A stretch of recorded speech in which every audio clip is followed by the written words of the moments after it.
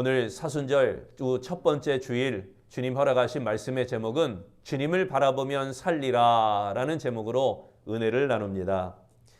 1919년 3월 1일 종로교회의 소년 이을식이 민족 대표였던 33인 중에 김창준 목사님의 요청에 따라 새벽에 탑골공원으로 향하게 되었습니다.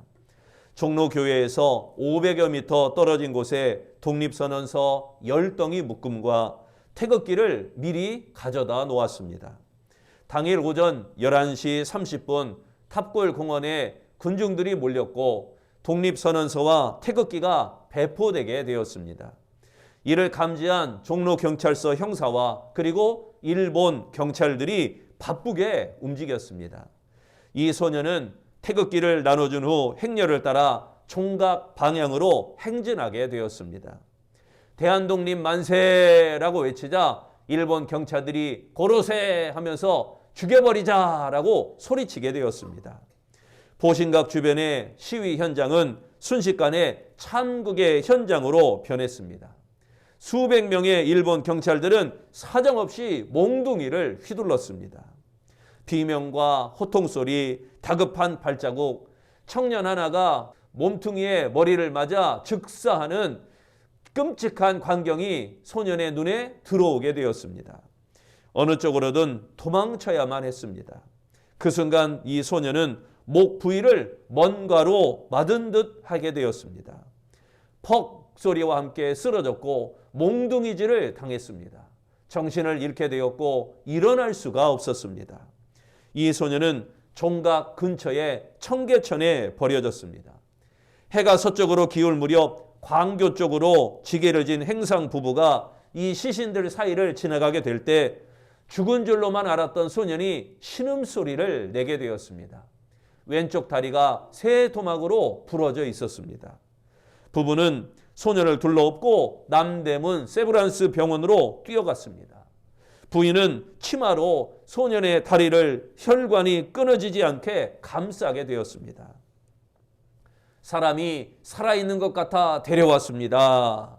이렇게 말하자 부부가 이런 말을 하자 미국의 의료 선교사가 말합니다. 세상에 이러고도 살아있다는 것은 하나님의 은혜입니다. 이렇게 말합니다.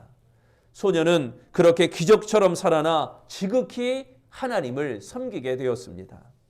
신앙 안에서 잘 자란 소년 이을식은 청백리의 표상이 되어 6.25 전쟁 중에도 전라남도 도지사까지 하게 되었습니다.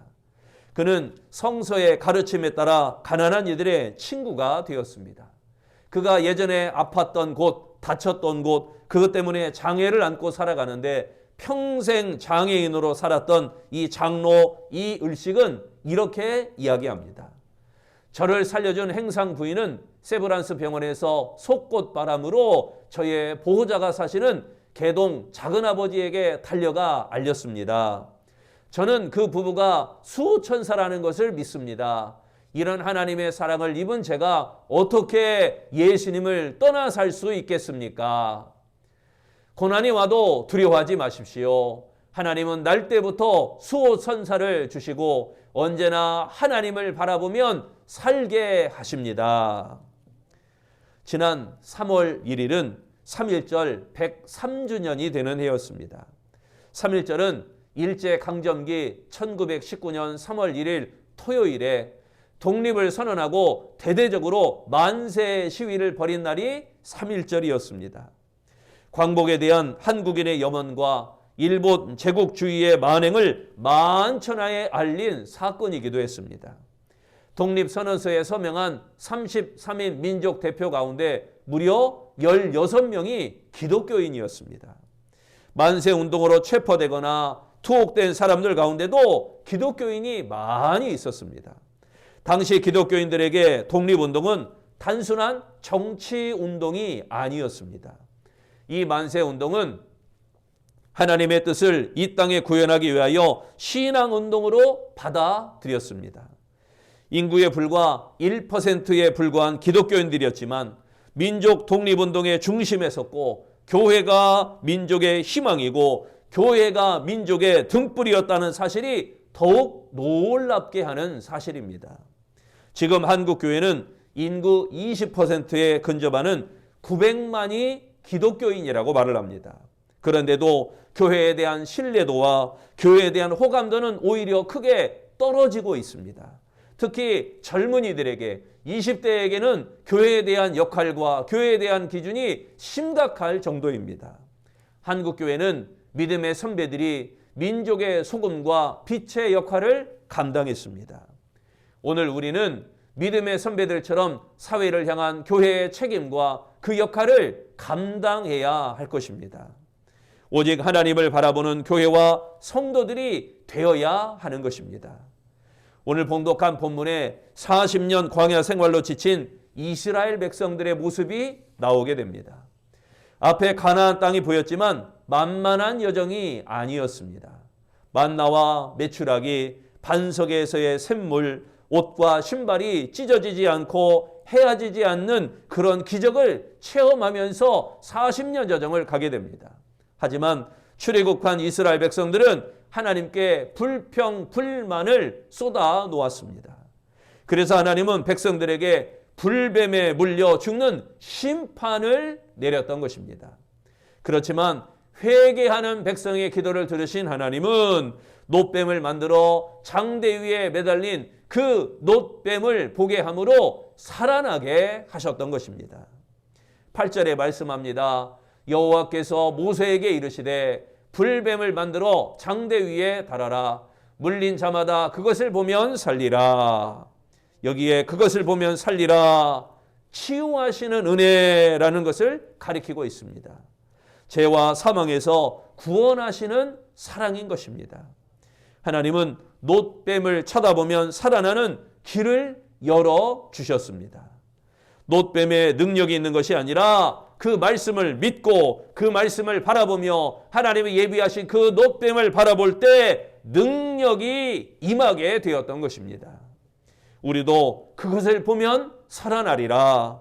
우리도 주님을 믿음으로 바라보면 살아나는 역사가 일어나게 될 줄로 믿습니다. 그것을 보면 어찌하여 살아나게 될 것인가? 첫째, 상함이 떠나기에 살리라 하는 것입니다. 아브라함 링컨이 대통령으로 재직할 때 종종 뉴욕 에비뉴 교회에 출석하게 되었습니다. 에비뉴 교회 목사 조셉 목사는 예배를 드리면서 링컨이 가지고 다녔던 그 성경책을 보게 되었습니다. 낡은 성경 한 곳에 여러 번 짚어진 손자국과 그리고 그 주위에 눈물 자국이 보였습니다. 시편 37편 7절 말씀이었습니다. 여호와 앞에 잠잠하고 참고 기다리라. 이 구절이었습니다. 링컨은 이 말씀을 수없이 읽고 명상한 흔적이 있었습니다. 하나님의 은혜를 베푸실 때까지, 그리고 하나님의 은혜 베푸심을 받을 수 있을 때까지 기다리는 믿음이 필요하다는 것입니다. 기다림의 뜻을 알고 이해하면 마음이 상하지 않습니다. 약속을 바라보며 하나님의 계획 속에 현재 내가 있다고 믿기 때문인 것입니다. 그리할 때 마음이 상하지 않으며 그 약속의 성취를 보게 되는 것입니다. 4절에 말씀합니다. 백성이 호르산에서 출발하여 홍해 길을 따라 에돔 땅을 우회하라 하였다가 길로 말미암아 백성의 마음이 상하니라. 여기 상하니라 이 말은 마음이 참을 수 없다라는 뜻입니다. 상황을 견디지 못하고 마음이 조급해지는 것을 의미하는 것입니다. 홍해의 길이 거칠고 험했기 때문에 백성들은 견디지 못하고 조급해진 상태가 되었던 것입니다. 홍해의 길을 참아내지 못한 것은 육체 때문만이 아니라 인내하지 못하고 조급했던 그 마음 때문이었습니다. 마음이 상하면요, 안목이 좁아집니다. 백성들은 이 마음이 상하거나 가나안 땅이 보이지 않게 되었던 것입니다. 현실만 바라보면 마음이 상합니다. 이것도 문제고 저것도 문제고 이것도 안 되고 저것도 안 되고 다 안 되는 것 투성이고 못하는 것 투성이에요. 그러므로 고난 가운데 있어도 하나님을 보는 믿음이 되어지시기를 바랍니다. 특히 지금 사순절 절기에 십자가에 달리신 예수 그리스도를 바라보아야 됩니다. 나를 구원하기 위하여 십자가에 달리신 예수님, 그 예수 그리스도를 바라보아야 됩니다. 그리하여 우리 마음이 상하지 아니하여 살아나는 은혜를 경험하는 아름다운 성도들이 되시기를 바랍니다. 두 번째, 그것을 보면 어찌하여 살아나게 될 것인가? 원망이 떠나기에 살리라 하는 것입니다. 1993년 노벨 평화상을 수상한 남아프리카 공화국의 넬슨 만델라 대통령은 정말 파란만장한 인생을 살았습니다. 당시 인구의 10%도 되지 않는 백인들이 80%가 넘는 흑인들을 지배하며 인종차별을 하게 되었습니다. 만델라는 그래서 흑인 운동을 하게 되었습니다. 흑인 인권 운동을 하게 된 것입니다. 44세에 반역죄로 체포되어 구속되었고 종신형을 선고받아 감옥에 갇히게 되었습니다. 감옥에 갇힌 그는 백인들에 대한 증오심이 가득했습니다. 더구나 결핵까지 걸려 건강도 악화되었습니다. 함께 감옥에 갇힌 사람들 가운데 병들어 죽어나가는 사람들이 생겼습니다. 만델라는 하나님께 따지며 물었습니다. 하나님, 도대체 어떻게 해야 합니까? 그러자 하나님의 음성이 들리기를 백인들을 용서하라. 이 음성이 들리게 되었습니다. 만델라는 화가 났습니다. 아니, 어떻게 그들을 용서한단 말입니까? 그러나 시간이 흐르면서 그 하나님의 음성에 항복하였습니다. 마음속 깊은 곳에 백인들을 용서하기 시작한 것입니다. 그러자 응어리졌던 원한과 증오가 사라지게 되었습니다. 그렇게 용서하면서 만델라는 평안해지고 감사하는 마음이 생기게 되었습니다. 아침이 일어나면 통터오는 태양을 바라보며 감사했습니다. 저녁에는 감옥 창살에 비춰오는 별빛을 보고 감사했습니다. 다른 죄수들은 일을 하러 끌려가면서 원망과 불평을 내뱉는데 이 만델라는 감옥보다 더 넓은 자연으로 나간다라고 생각하며 기쁨으로 감사함으로 일터로 나아갔습니다. 그리고 파란 하늘과 새소리를 듣는 기쁨으로 일하게 되었습니다. 교도관의 허락을 받게 되었고 자기만의 작은 텃밭을 만들어 채소를 가꾸며 생명의 신비를 느끼고 더 감사했다는 것입니다. 그러자 몸과 마음이 몰라보게 좋아졌습니다. 그래서 감옥에서 감사하며 살다가 1990년 2월 드디어 석방되게 되었습니다. 27년간 감옥에 있었지만 건강한 모습으로 나올 수가 있었던 것입니다. 추록한 만델라는 나는 아무도 원망하지 않는다 이렇게 말하며 세계를 감동시켰습니다. 그가 대통령이 되어서도 백인이나 누구라도 원망하거나 그를 복수하거나 하지 않았던 것입니다. 5절에 말씀합니다. 백성이 하나님과 모세를 향하여 원망하되 어찌하여 우리를 애굽에서 인도하여 내어 이 광야에서 죽게 하는가? 이곳에는 먹을 것도 없고 물도 없도다. 우리 마음이 이 하찮은 음식을 싫어하노라 하며 여기에 원망하되 라는 말은 불평하며 하나님을 대적하는 모습을 가리키고 있습니다. 이스라엘 백성들은 현실에 닥친 문제로 소망을 보지 못하고 하나님을 원망하는 죄를 범하고 말았습니다. 원망은 어려운 상황이 닥칠 때 나오는 습관적인 불평입니다. 불평하는 사람은 언제나 없는 것만 생각합니다. 불평하는 사람은 언제나 못하는 것만 생각합니다. 불평하는 사람은 언제나 자신에게 부족한 것만 비교합니다. 이스라엘 백성들은 현재에 있는 만나를 감사한 것이 아니라 없는 것으로 불평하였던 것입니다. 현재에 있는 매출하기를 감사한 것이 아니라 없는 것으로 하나님 앞에 원망을 쏟아내었던 것입니다. 불평은 감사를 잡아먹습니다. 원망은 감사를 질식시키는 것입니다. 마귀는 끊임없이 원망하고 불평하게 만듭니다. 공동체 속에서 불평과 원망을 계속하게 하여 문제를 더 크게 만드는 것이 원망과 불평이라는 것입니다. 그러므로 여러분, 십자가를 보면 그 원망이 떠나가고 오히려 우리가 살아나게 되는 역사가 일어나게 될 줄로 믿습니다. 세 번째, 그것을 보면 어찌하여 살아나게 될 것인가? 불신이 떠나기에 살리라라는 것입니다. 유다의 탈무드에 나오는 이야기 중에 아버지가 아들을 등에 업고 광야를 가던 중에 친구와 마주쳤습니다. 인사를 나눈 친구가 물었습니다.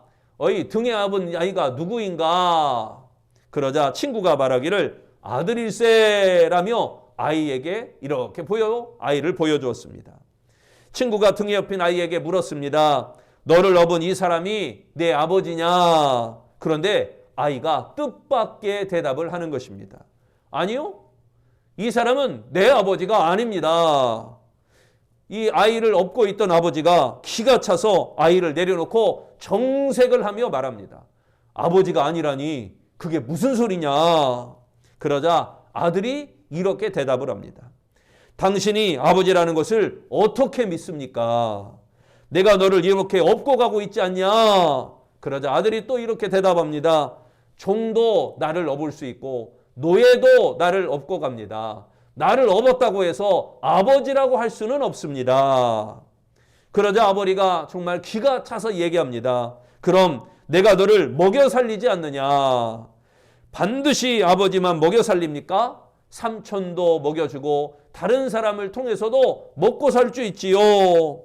아버지는 너무너무 답답합니다. 누누이 설명했지만 이 아이가 도대체 믿으려고 하지 않고 아무 소용이 없는 것입니다.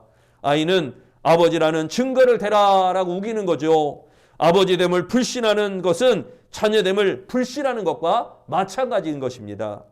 아버지를 부정하면 그 자식은 사생하여 아버지를 부정하면 그 자식은 고아가 되는 것입니다. 이 아이처럼 부모를 의심해 본 적이 있습니까? 부모와 자녀 관계는 배워서 아는 관계가 아닙니다. 믿음으로 받아들이는 관계입니다. 불행은 불신의 원인이 있습니다. 행복의 조건이 충족되지 못해 불행한 것이 아니라 행복을 믿지 않기 때문에 불행한 것입니다. 여러분, 불신을 버려야 됩니다. 믿어야 됩니다. 신뢰해야 됩니다.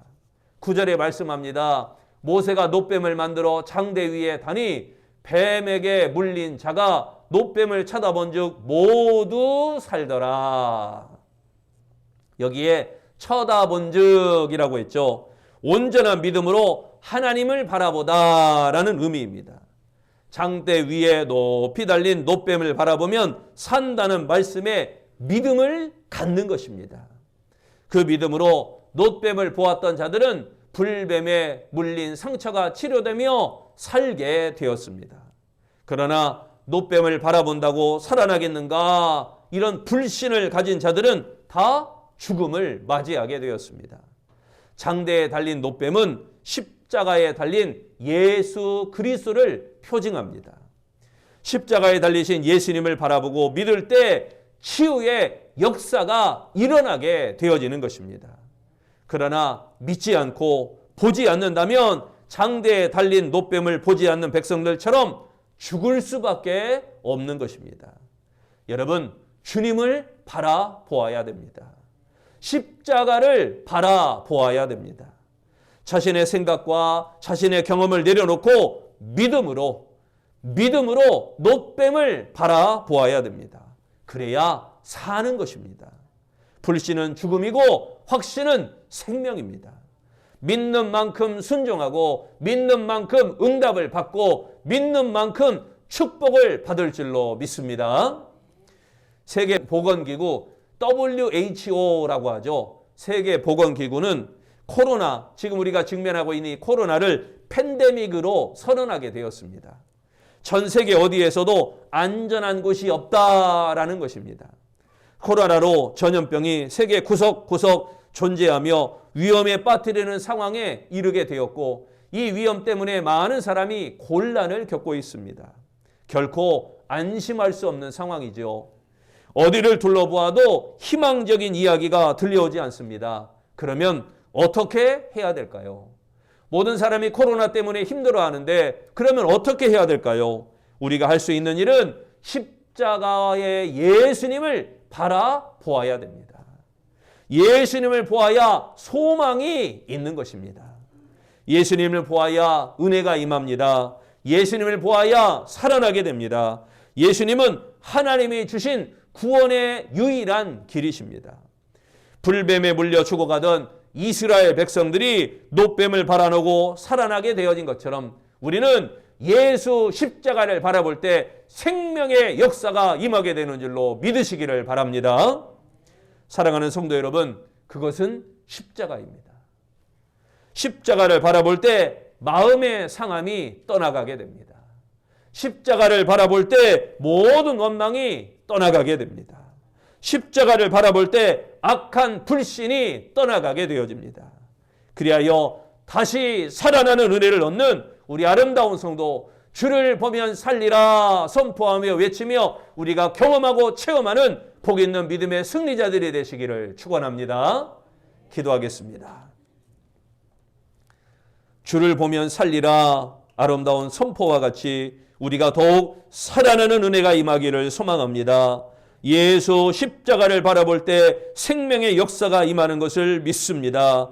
이 믿음을 가지고 예수님을 바라보며 이 믿음을 가지고 십자가를 바라보며 이 믿음을 가지고 은혜를 향해 전진해 나아가는 아름다운 성도 되게 하여 주시옵소서. 십자가를 바라보며 예수의 상함이 떠나게 하여 주옵소서. 십자가를 바라보며 모든 원망이 떠나가게 하여 주시옵소서. 십자가를 바라보며 모든 악한의 불신이 떠나가게 하여 주시옵소서. 십자가를 바라보며 승리하는 아름다운 성도 되게 하시고 십자가를 바라보며 회복되고 평안해지는 아름다운 축복자들이 되도록 함께하여 주시옵소서. 십자가로 말미암아 우리의 모든 삶을 회복시켜 주시고 선한 역사를 더하시며 다시금 살아나는 은혜를 더하시는 예수님의 이름으로 기도합니다.